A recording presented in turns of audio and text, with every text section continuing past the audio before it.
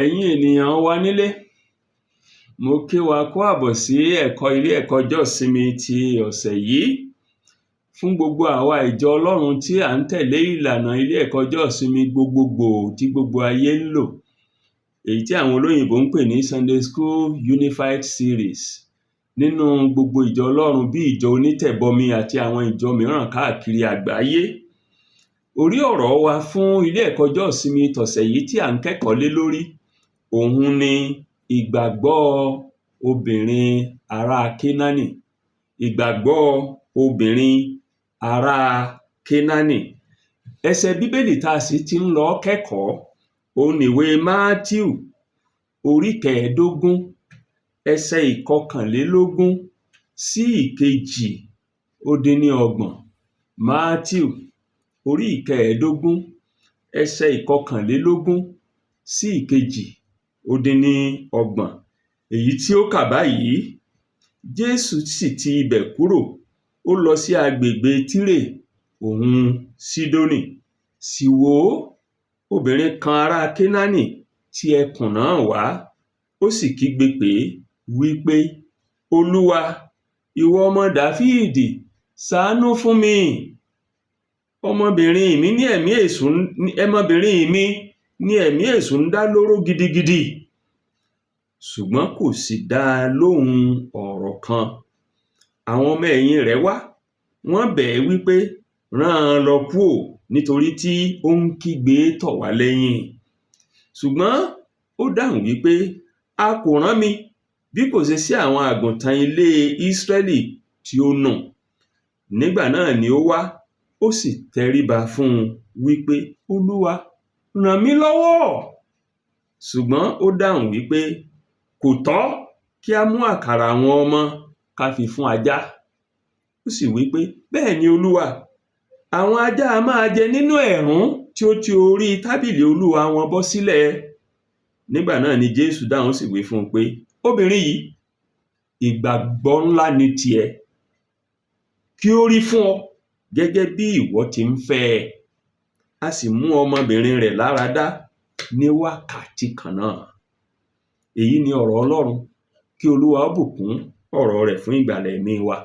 Ẹsẹ̀ 28 tó gbẹ̀yìn yẹn, òun ni ẹsẹ̀ láti rántí wa fún ọ̀sẹ̀ yìí.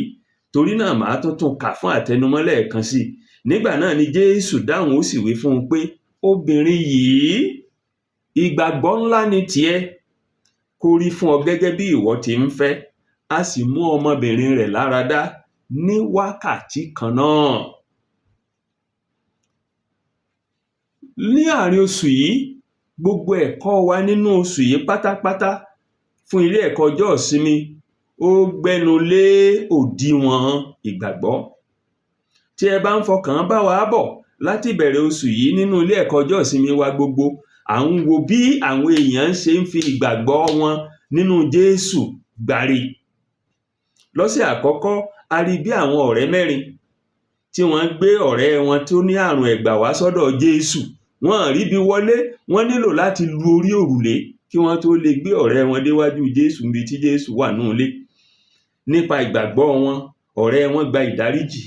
Nípa ìgbàgbọ́ wọn, ọ̀rẹ́ wọn gba ìwòsàn, ó sì lọlé pẹ̀lú orin ayọ̀ lẹ́nu rẹ̀.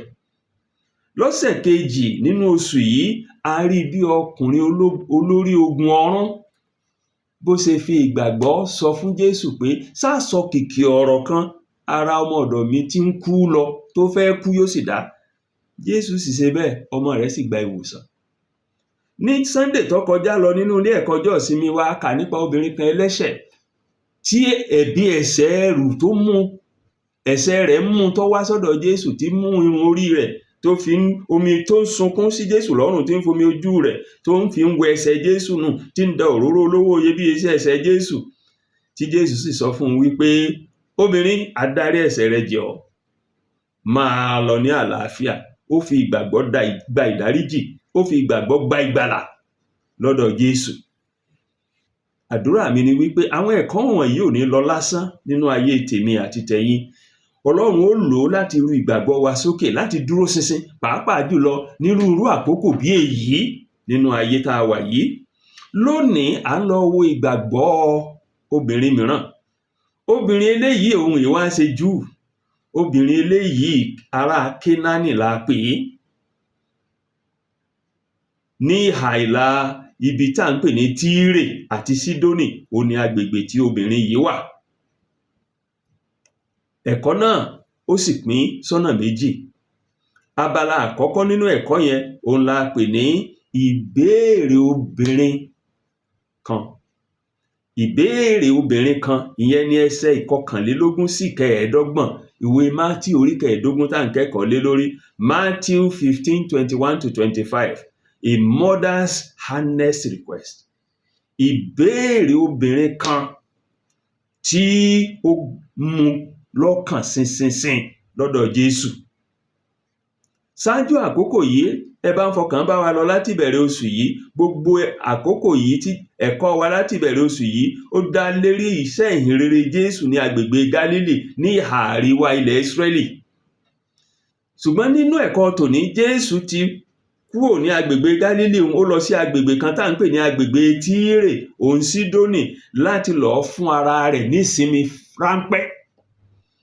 Ẹsẹ̀ ìkọkànlélógún ìwé Mátíù tá ń ka àwọn orí kẹẹ̀ẹ́dógún, ó ní Jésù sì ti ibẹ̀ kúrò, ó lọ sí agbègbè Tírè òun Sídónì. Kí ni Jésù lọ lè ṣe ní agbègbè yẹn? Máàkù sọ fún wa tí Jésù lọ ṣe lágbègbè. Ṣé Bíbélì yín wà lọ́wọ́ yín? Ẹ̀yin ẹ wo orí keje ẹsẹ̀ ìkẹrìnlélógún ìwé Máàkù, Mark 7:24. Máàkù sọ fún wa tí Jésù lọ lè ṣe lágbègbè bí ò tiẹ̀ rí ṣe. Kí ni Jésù lọ lè ṣe lágbègbè? Bíbélì ní ó sì dìde ti ibẹ̀ kúrò, ó lọ sí agbègbè Tírè òun Sídónì, ó sì wọ inú ilé kan lọ, kò sì fẹ́ kí ẹnikẹ́ni kí ó mọ̀. Ṣùgbọ́n òun kò lè fi ara pamọ́. Jésù lọ ọbẹ̀ lọ́ọ́ fara pamọ́ ni kó lè ráyè sinmi. Ṣùgbọ́n gbà Jésù débẹ̀ kò ṣeé ṣe, torí pé ìsinmi rẹ̀ kò lè gùn, torí àwọn èèyàn ti mọ̀, torí Jésù ti di ẹja góòlù tí ò lè farapamọ́, ó ti dìlú mọ̀ káàkiri gbogbo ayé. Nítorí náà nínú ìwé Mátíù tá a ti ń kẹ́kọ̀ọ́ yẹn orí kẹẹ̀ẹ́dógún ẹsẹ̀ ìkejìlélógún, ìwé mímọ́ sọ fún wa pé obìnrin kan ará Kénáánì ó tọ̀ Jésù wá níbi tí Jésù ti ní kó lọ sinmi, kò jẹ́ Jésù ó sinmi. Kí ló wá ṣe? Ẹsẹ̀ ìkejìlélógún ìwé yẹn ní ó wá sọ́dọ̀ Jésù ó sì ní, Olúwa, ìwọ ọmọ Dáfídì, ṣàánú fún mi. Ọmọbìnrin mi ní ẹ̀mí èṣù ń dá lóró. Ọmọbìnrin mi ní ẹ̀mí èṣù ń dá lóró gidigidi. Èyí tó fi hàn wá wípé ipò tí obìnrin yìí wà, ó ti kaláyà, ó ti pín lẹ́mìí, ń wá ojútùú sí ìṣòro rẹ̀ ní ọ̀nàkọnà lẹ́sẹ̀kẹsẹ̀. Agbègbè wo làwọn ń pè ní agbègbè Tírè àti Sídónì yìí? Nínú májẹ̀mú láíláí, agbègbè tá à ń pè ní agbègbè Tírè àti Sídónì yìí agbègbè tó lórúkọ ni. Agbègbè yìí òun ni wòlíì Èlíjà ló ti pàdé opó kan tá à ń pè ní opó Sáréfátì, tí àkọsílẹ̀ rẹ̀ wà ní ìwé àwọn ọba kìíní orí kẹtàdínlógún ẹsẹ̀ ìkeje sí ìkẹrìnlélógún, 1 Kings 17:7-24. Ní agbègbè tá à ń pè ní agbègbè Tírè àti Sídónì yìí náà, òun ni Èlíṣà ti pàdé obìnrin kan tá à ń pè ní opó Súnémù, obìnrin ará Súnémù tí àkọsílẹ̀ rẹ̀ wà nínú ìwé àwọn ọba kejì orí kẹrin ẹsẹ̀ ìkẹjọ sí ìkọkànlélógún, obìnrin ará Súnémù. Àwọn obìnrin méjèèjì yìí, àwọn obìnrin onígbàgbọ́ takuntakun ni wọ́n. Àwọn obìnrin tí wọn ò gbà bẹ́ẹ̀ kọ́ àwọn wòlíì méjèèjì gẹ́gẹ́ bí ìdáhùn sí ìbéèrè wọn ni. Àwọn obìnrin tó jẹ́ pé nípa ìgbàgbọ́ wọn ni wọ́n fi gba ọmọ wọn tó ti kú, tí wọ́n fi gbà láàyè padà lọ́wọ́ àwọn wòlíì méjèèjì ni. Èlíjà ní láti jí ọmọ opó Sáréfátì tó kú dìde.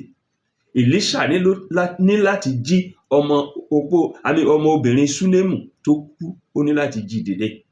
Àwọn obìnrin tí wọ́n ní ìgbàgbọ́ takuntakun ni. Ní agbègbè yìí náà wà ní obìnrin tá à ń sọ̀rọ̀ rẹ̀ yìí, ará Kénáánì lò náà wà. Tí ẹ bá sì gbàgbé, nígbà tí Jésù ń kọ́ni ńjọ́ kan nínú ẹ̀kọ́ rẹ̀, ó tọ́ka sí obìnrin ará Sáréfátì. nínú ìwé Lúùkù orí 4 ẹsẹ̀ 24 sí 26, Luke 4:24-26. Bíbélì kà báyìí wípé lóòótọ́ ni mo wí fún yín, kò sí wòlíì tí a tẹ́wọ́ gbà ní ilẹ̀ bàbá rẹ̀. Ṣùgbọ́n mo wí fún yín ní tòótọ́, opó púpọ̀ ló wà ní Ísírẹ́lì nígbà ọjọ́ wòlíì Èlíjà, nígbà tí ọ̀run fi sé ní ọdún 3 òun oṣù 6, nígbà tí ìyàn ńlá fi mú ká ilẹ̀ gbogbo. Kò sì sí ẹnìkan nínú wọn tá rán Èlíjà sí, bí kò ṣe obìnrin opó kan ní Sáréfátì, ìlú kan ní Sídónì. Jésù tọ́ka sí opó Sáréfátì nínú ẹ̀kọ́ wa láti fi hàn wá bí ìgbàgbọ́ àwọn obìnrin àdúgbò yìí ṣe tó. Bí àwọn opó méjèèjì yìí, obìnrin méjèèjì yìí, opó Sáréfátì àti obìnrin ará Súnémù, bẹ́ẹ̀ ni obìnrin ará Kénáánì yìí náà ṣe rí sí Jésù nínú ẹ̀kọ́ wa tòní. Obìnrin yìí náà ará Kénáánì yìí, òun náà gba bẹ́ẹ̀ kọ́ Jésù tàbí ìdákẹ́jẹ́ Jésù gẹ́gẹ́ bí ìdáhùn sí béèrè rẹ̀ tí ń béèrè lọ́wọ́ Jésù. Ìṣòro tirẹ̀ kìí ṣe pọ́mọ rẹ̀ kú, ìṣòro tirẹ̀ ni wípé ọmọ rẹ̀ obìnrin ó jẹ́ ọmọbìnrin tó wà ní tí ẹ̀mí èṣù ń dá lóró. Ìdí nìyí nínú ẹsẹ̀ 22 tó fi wá tẹkúntẹkún tomijé sọ́dọ̀ Jésù wípé ẹ ṣàánú mi, ẹ bá ń dá ọmọ mi yìí nídè. Nínú ẹsẹ̀ 22 yẹn ló ti pe Jésù lórúkọ Olúwa, ọmọ Dáfídì, ọmọkùnrin Dáfídì. Ọmọkùnrin Dáfídì sí, ó sì jẹ́ ọ̀kan nínú àwọn òkì èyí tí àwọn Júù fún olùgbàlà tí wọ́n ń retí, tí wọ́n fún Mèsáyà tí wọ́n ń retí pé yóò wá gba àwọn kalẹ̀ lọ́wọ́ ìjọba Róòmù, yóò wá gba àwọn kalẹ̀, yóò wá dá àwọn nídè lọ́wọ́ gbogbo ìjọba kíjọba òkùnkùn gbogbo. Ṣùgbọ́n obìnrin yìí tí ń pe Jésù ní ọmọ Dáfídì yìí, òun èé ṣe Júù. Bó lẹni tí èé ṣe Júù ṣe lè máa pe olùgbàlà Júù kó wá dáhùn nídè? Èyí ló mú Jésù bí ń ṣe ń pariwo tí ń ké tó, Jésù ò gbìn. Ṣùgbọ́n láì ní fi ṣe ìdákẹ́ Jésù nínú ẹsẹ̀ 23 yẹn, bó ṣe ń kígbe tó, obìnrin yìí ò dákẹ́. Obìnrin yìí ò jẹ́ sùn. Obìnrin yìí ò jẹ́ ó rẹ̀ òun. Ó sàn kéne tòó pé ẹ ní láti ràn mí lọ́wọ́ ni. Bàbá, ẹ ní láti ràn mí lọ́wọ́ ni. Tẹ́ ẹ bá wo ẹsẹ̀ 23 ìwé Mátíù orí 15 tá a ti ń kẹ́kọ̀ọ́, Bíbélì sọ fún wa ńbẹ̀ wípé ó dé ìkóríta kan tó sú àwọn ọmọ ẹ̀yìn Jésù, tí wọ́n ní láti wá bá Jésù, tí wọ́n bẹ̀ wípé rán an lọ kúò, torí igbe tí ń gbé tọ̀ wá lẹ́yìn ti sú àwa. Bọ́ọ̀bá dá lóhùn, bọ́ọ̀bá sì ní dá lóhùn, tí wọ́n fi máa lọ kúò ládùúgbò wa. Eléyìí ló mú Jésù nínú ẹsẹ̀ 24 tó fi dá àwọn ọmọ ẹ̀yìn rẹ̀ lóhùn pé ẹ ti gbàgbé ni wípé àwọn àgùntàn Ísírẹ́lì tó sọnù la rán mi sí lọ́wọ́ tí mo wà yìí. Nínú ẹsẹ̀ 24 ìwé Mátíù orí 15 tá a ti ń kẹ́kọ̀ọ́ ni Jésù dá àwọn ọmọ ẹ̀yìn lóhùn, ẹ ti gbàgbé ni àwọn àgùntàn ilé Ísírẹ́lì tó sọnù la rán mi sí lọ́wọ́ báyìí. Tẹ́ ẹ bá sì gbàgbé ní ìwé Mátíù kan náà tá a ti ń kẹ́kọ̀ọ́ yìí, nínú orí 10 ẹsẹ̀ 5 sí 6, ńgbà tí Jésù rán àwọn ọmọ ẹ̀yìn 12 yẹn jáde méjì lọ sí àwọn ìlú gbogbo fún iṣẹ́ ìránṣẹ́. Ọ̀rọ̀ tó fi lé wọn lọ́wọ́ ó ní wípé ẹ má ṣe lọ sí ọ̀nà àwọn kèfèrí, ẹ má ṣe wọnú ìlú Samaria, ṣùgbọ́n ẹ kúkú tọ̀ àwọn àgùntàn ilé Ísírẹ́lì tí ó nù lọ. Torí náà ní gbogbo àkókò yìí tí Jésù ń bẹ̀rẹ̀ iṣẹ́ rẹ̀, láàrin àwọn Júù nìkan ni àfojúsùn sàn ránṣẹ́ rẹ̀ lọ. Ṣùgbọ́n pẹ̀lú gbogbo tí Jésù tó ń sọ yìí pé kò dá obìnrin yìí lóhùn, obìnrin yìí kò jẹ́ kó sùn. Ìgbà tí Jésù tó fi ara rẹ̀ rúbọ lórí igi àgbélébùú, tó kú, tó jíǹde, òun níṣẹ́ ìránṣẹ́ Jésù tó di kárí ayé. Ẹ̀yìn àjíǹde ni Jésù tó fi lé àwọn ọmọ ẹ̀yìn lọ́wọ́ pé gbogbo agbára lọ́run àti láyé láti fi fún mi. Torí náà ẹ lọ, ẹ máa kọ́ orílẹ̀-èdè gbogbo, ẹ sì máa rì wọ́n bọmi ní orúkọ ti Baba àti ti Ọmọ àti ti Ẹ̀mí Mímọ́. Ìwé Mátíù orí 28 bẹ̀rẹ̀ láti ẹsẹ̀ 18 títí dé ìkejìdínlọ́gbọ̀n rẹ̀. Matthew 28:18-20. Ìwé Matthew orí kejìdínlọ́gbọ̀n ẹsẹ̀ ìkejìdínlógún títí dé ogún, òun ló sọ ẹsẹ̀ bíbélì tí mo kà ní ìsìn yẹn. Obìnrin yìí kò jẹ́ kí n tí ó ń ṣẹlẹ̀ dídákẹ́jẹ́ Jésù kò jẹ́ ó sùn. Torí náà ní ẹsẹ̀ ìkẹrìndínlọ́gbọ̀n Matthew 15:25, ó tún bá Jésù sọ̀rọ̀. Olúwa, ó wá kúnlẹ̀ ní ìsìn ní, ó kúnlẹ̀ ní ọba búbú níwájú Jésù. Olúwa, ràn mí lọ́wọ́. Nísìnyí nínú ẹsẹ̀ ìkẹrìndínlọ́gbọ̀n yìí, nínú ẹsẹ̀ ìkarùndínlọ́gbọ̀n yìí 25, kò fi ọmọ Dáfídì kún. Ìgbàgbọ́ rẹ̀ ti kúrò ní ìgbàgbọ́ gbogbogbò àwọn ọmọ Dáfídì, ó ti di ìgbàgbọ́ tèmi nìkan. Olúwa, ràn mí lọ́wọ́. N ò níbòmíì tí wọ́n lọ. Ìwọ náà mọ́tọ̀ wá, bá ń dá ọmọ mi yìí ní ìdè. Ṣé Jésù wá dá lóhùn? Ṣé Jésù dá lóhùn ẹ̀bẹ̀ rẹ̀? Ibi tí abala àkọ́kọ́ ẹ̀kọ́ wa tó pin sínú. Abala kejì ni ó fi ìdáhùn sí ìbéèrè yẹn. Ṣé Jésù dá obìnrin yìí lóhùn? Abala kejì yẹn a sì pe àpèlé rẹ̀ ní Jésù gbóríyìn fún ìgbàgbọ́ obìnrin yìí. Jésù gbóríyìn fún ìgbàgbọ́ obìnrin yìí. Nínú ìwé Matthew tá a ti ń kẹ́kọ̀ọ́ náà ni ẹsẹ̀ ìkẹrìndínlọ́gbọ̀n sí ìkejìdínlọ́gbọ̀n. Matthew 15:26-28. Èyí tó kà báyìí wípé, ṣùgbọ́n ó dáhùn, ó wípé, kò tọ́ kí a mú àkàrà àwọn ọmọ ká fi fún ajá. Ó sì wípé, bẹ́ẹ̀ ni Olúwa, àwọn ajá a máa jẹ nínú ẹ̀rún tí ó ti orí tábìlì olúwa wọn bọ́ sílẹ̀. Nígbà náà ni Jésù dáhùn sì wí fún un pé, obìnrin yìí, ìgbàgbọ́ ńlá ni tiẹ̀, kí ó rí fún ọ gẹ́gẹ́ bí ìwọ ti ń fẹ́. A sì mú ọmọbìnrin rẹ̀ lára dá ní wákàtí kan náà, just like that. Nígbà tóbìnrin yìí tọ̀ Jésù wá ní abala kejì yìí, tó ní, Olúwa, ṣàánú mi, má jẹ́ n lọlé lọ́wọ́ òfo. Jésù dán ìgbàgbọ́ rẹ̀ wò. Ọ̀nà wo ni Jésù gbà dán ìgbàgbọ́ rẹ̀ wò? Ẹsẹ̀ ìkẹrìndínlọ́gbọ̀n yẹn 26. Ó ṣe ọ̀nà tó Jésù gbà dán ìgbàgbọ́ rẹ̀ wò. Ó sọ fún wa. Ọ̀nà tó fi dán wò ni Jésù dá lóhùn wípé kò tọ́ ká fi àkàrà àwọn ọmọ fún ajá. Gbólóhùn yẹn gbólóhùn ọ̀rọ̀ ńlá ni. Ìdí ni wípé ìṣe àwọn Júù ó ní láti máa pe gbogbo àwọn tí kìí ṣe Júù lájá. Ọ̀rọ̀ bànújẹ́ ni fẹ́ni ọba mọ̀rọ̀ gbọ́. Ọ̀rọ̀ ẹ̀gàn ni táwọn Júù fi máa ń gan àwọn tí kìí ṣe Júù ẹgbẹ́ wọn, wọ́n máa ń pè wọ́n lájá. Torí náà gbà Jésù sọ wípé oúnjẹ ọmọ àgbọ́dọ̀ fi fájá, tí Jésù ń sọ ni pé ẹ̀tọ́ àtàǹfààní táwọn Júù ní àgbọ́dọ̀ fi fẹ́yìn tẹ́ ìṣe Júù. Gbólóhùn yẹn lásán ó tó ń tó yẹ kí obìnrin yẹn kó sọ wípé èmi wá jájá. Bí ìbá ṣe sú ẹni tí máa tọwọ́ ẹni bọpo kó sì bínú kò wájú Jésù. Ṣùgbọ́n obìnrin yẹn ò ṣe bẹ́ẹ̀. Dípò tóbìnrin yẹn ṣe bẹ́ẹ̀, kò fẹ́ tí òdì gbọ́n tí Jésù ń sọ. Kò fẹ́ tí òdì gbọ́n tí Jésù sọ. Ó fún un ní ìtumọ̀ tí kìí ṣe ìtumọ̀ òdì tí Jésù sọ. Tí Jésù sì sọ wọ́n rọrùn láti túmọ̀ sódì, ṣùgbọ́n obìnrin yẹn ò tú sódì. Dípò tí ó fi tú sódì, gbólóhùn tóbìnrin yẹn fọ̀ nínú ẹsẹ̀ ìkẹtàdínlọ́gbọ̀n ó ní wípé àwọn ìrúnrún tó bá rún lẹ̀ lórí tábìlì, ajá náà máa jẹ́ lábẹ́ tébùlù ọ̀gá rẹ̀.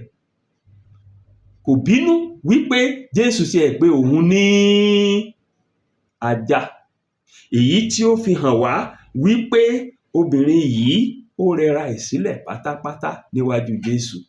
Obìnrin yìí ó fi ìgbàgbọ́ rẹ̀ sínú Jésù. Ó sì ń retí pé ìdáhùn yóò ti ọ̀dọ̀ òun wá sí ọ̀dọ̀ yóò wá látọ̀dọ̀ Jésù, yóò sì bá àìní òun àti wàhálà òun àti ìdààmú òun yóò sì bá pàdé. Nígbà tí Jésù wá gbọ́ gbólóhùn tóbìnrin yìí sọ, ẹsẹ̀ tó gbẹ̀yìn Bíbélì yẹn wá ní Jésù dá lóhùn pé, obìnrin yìí, ìgbàgbọ́ ńlá ni tìrẹ, kó rí fún ọ gẹ́gẹ́ bí ìwọ ti ń fẹ́. Ìgbàgbọ́ ńlá ni tiẹ̀, kó rí fún ọ gẹ́gẹ́ bí ìwọ ti ń fẹ́. Ìwé mímọ́ ní a sì mú ọmọbìnrin rẹ̀ lára dá ní wákàtí kan náà. a sì mú ọmọ rẹ̀ lára dá ní wákàtí kan náà. A wá rí i wípé obìnrin yìí Jésù gbóríyìn fún nítorí ìgbàgbọ́ rẹ̀. Kì í ṣe kìkì èyí nìkan, ọmọbìnrin rẹ̀ láì jẹ́ pé ó wà níbi tí Jésù wà, ó gba ìwòsàn lẹ́sẹ̀kẹsẹ̀.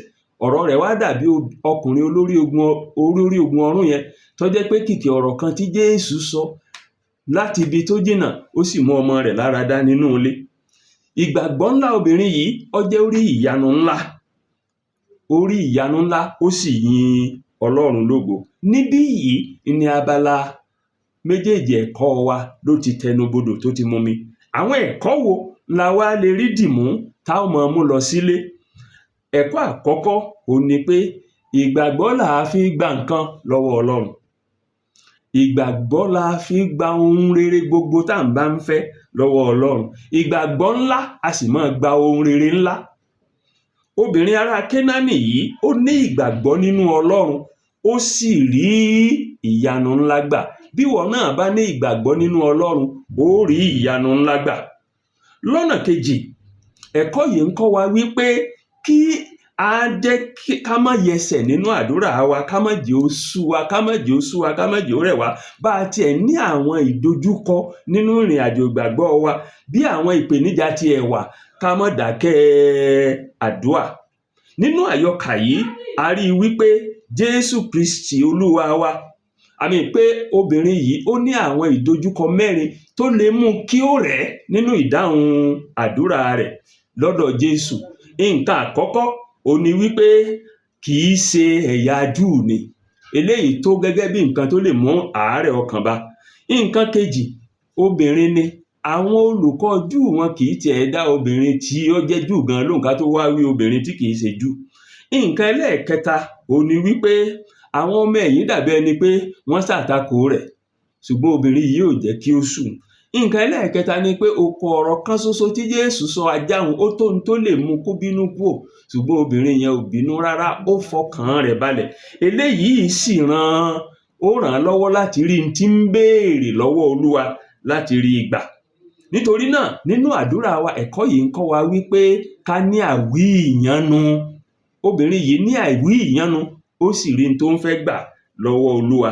Ẹ̀kọ́ kẹta ò ní wípé ìyá lákòókò ìṣòro lójúlówó ìyá tó jẹ́ pé ńgbà ọmọ bá ní ìṣòro kò rójú kò ráàyè, kì í ṣe ìyá gidi. Obìnrin ará Kénáánì yìí, nígbà tí ẹ̀kọ́ òṣojú múmu fọ́mọ rẹ̀ obìnrin, ó wà níbẹ̀ fún digbí. Ó sì rí i pé òun ṣe ojúṣe òun gẹ́gẹ́ bí ìyá títí ọmọ yẹn fi gba ìdáǹdè. Lónìí ọ̀pọ̀lọpọ̀ ìyá ló jẹ́ pé àjẹ́ àmọ́ àádà ayé òjé wọn ráyè tọ́jú ọmọ. Ẹ̀kọ́ yìí ń kọ́ wa wípé jẹ́ ìyá rere fáwọn ọmọ rẹ̀ tí ó máa wà ńbẹ̀ ńgbà gbogbo fáwọn ọmọ tọ́lọ́run fi fún ọ. Lọ́nà kẹrin, ẹ̀kọ́ yìí ń kọ́ wa wípé kí a máa ní èrò rere nínú ayé, ká má máa ní ro nǹkan sódì, ká má máa tètè gba nǹkan sódì. Ká ní obìnrin yìí tètè gba ọ̀rọ̀ tí Jésù sọ sódì ní ìbá lọlé lọ́wọ́ òfo. Má máa gba nǹkan sódì nígbà gbogbo. Ẹni tí ó bá ń gba nǹkan sódì nígbà gbogbo kò lè ríre gbà. Lọ́nà karùn-ún, ẹ̀kọ́ yìí ń kọ́ wa wípé àwa gẹ́gẹ́ bí ọmọ Ọlọ́run, tá a bá lè tán ìṣòro àwọn èèyàn, ká má dákùn. Tá a bá lè tán ìṣòro àwọn èèyàn, ká má ṣe kí ni o, ká má dákùn. Àwọn ọmọ ẹ̀yìn Jésù wọn ò lè tán ìṣòro obìnrin yìí o, ṣùgbọ́n wọ́n fẹ́ dákùn. Wọ́n ní Jésù ò lè lọ, kí Jésù ò lè kúrò lọ́dọ̀ àwọn, ṣùgbọ́n obìnrin yìí òun dúró ṣinṣin, ó sì rí n tó fẹ́ gbàgbà. Bọ́ ọ̀ bá lè yàn kún, má dákùn. Àwọn bàbá wa nílẹ̀ Yorùbá gan tí ọmọ Bíbélì wọ́n ní pé bí a bá pa kókó bọlé òòṣà, èyí tí ń bẹ ńbẹ̀ kò yá yọ. Lọ́nà kẹfà, gbogbo ìṣòro ayé ló ní òpin. Gbogbo ìṣòro ayé ló ní òpin, yóò tán lọ́jọ́ kan, àbí ó bá tí déwájú Jésù lókù. Obìnrin opó yìí ti ń bá ayé tipẹ́. Ẹ̀mí èṣù ti ń bá ọmọ rẹ̀ jà, ó ti ń bá ayé tipẹ́, ṣùgbọ́n lọ́jọ́ tó dọ́dọ̀ Jésù, ọjọ́ yẹn ni ogun yẹn ṣẹ́. Kí ni ìwọ náà ń bá ayé tí ń da ayé rẹ̀ láàmú? Wá sọ́dọ̀ Jésù, ó sì gba ìdáǹdè. Ní ìparí, nínú ẹ̀kọ́ yìí ń kọ́ wa wípé àwa gẹ́gẹ́ bí ọmọ Ọlọ́run, wípé ìdúró Jésù, ìdádúró Jésù kì í ṣe ìdúró wípé kò fẹ́ dá obìnrin yìí lóhùn tàbí kó dáhùn ìbéèrè rẹ̀. wípé Jésù ò tètè dá obìnrin yìí lóhùn kò túmọ̀ sí wípé Jésù ò fẹ́ dá lóhùn ìbéèrè rẹ̀. Ẹ̀kọ́ yìí ń kọ́ wa wípé àwa gẹ́gẹ́ bí ọmọ Ọlọ́run nígbà tá a bá ń gbàdúà tí a tètè tí ì rí dáhùn àdúrà wa gbà, ìyẹn ò túmọ̀ sí pé Ọlọ́run sá wa tì àbí Ọlọ́run kọ ìbéèrè wa. Lọ́pọ̀lọpọ̀ ọgbà àwọn ìbéèrè tá à ń béèrè lọ́wọ́ Ọlọ́run ló jẹ́ wípé Ọlọ́run ò tí ì dá wa lóhùn torí pé Ọlọ́run fẹ́ kí a tó ohun tó fẹ́ ká tó kó tó fi béèrè ìdáhùn lé wa lọ́wọ́. Ìgbà tí ìgbàgbọ́ obìnrin yìí tó ga dé ìkóríta tó lè gba ìdáhùn, ó gba ìdáhùn lẹ́sẹ̀kẹsẹ̀. Torí náà bó o bá ń béèrè ohunkóhun lọ́wọ́ Olúwa tí ò tí ì tẹ̀ ọ́ lọ́wọ́, ní sùúrù fún ẹ̀mí rẹ. Àwọn tí ò bá lè ní sùúrù wọ́n lọ lé lọ́wọ́ òfo. Àdúrà mi ni pé ò ní lọ sílé ilé yín lọ́wọ́ òfo. Mo fi yín lé Ọlọ́run Olódùmarè lọ́wọ́ bí ẹ ti ń lọ nínú ọ̀sẹ̀ yìí, wípé àwọn ẹ̀kọ́ ilé ẹ̀kọ́ ọjọ́ ìsinmi tá a kọ́ lọ́sẹ̀ yìí, Ọlọ́run ó lò ó láti ru ọkàn ìgbàgbọ́ gbogbo wa sókè láti ríre gbà lọ́wọ́ Olúwa. Yóò sì dára fún yín. Ẹ ṣé púpọ̀. Olúwa ó bùkún fún yín o.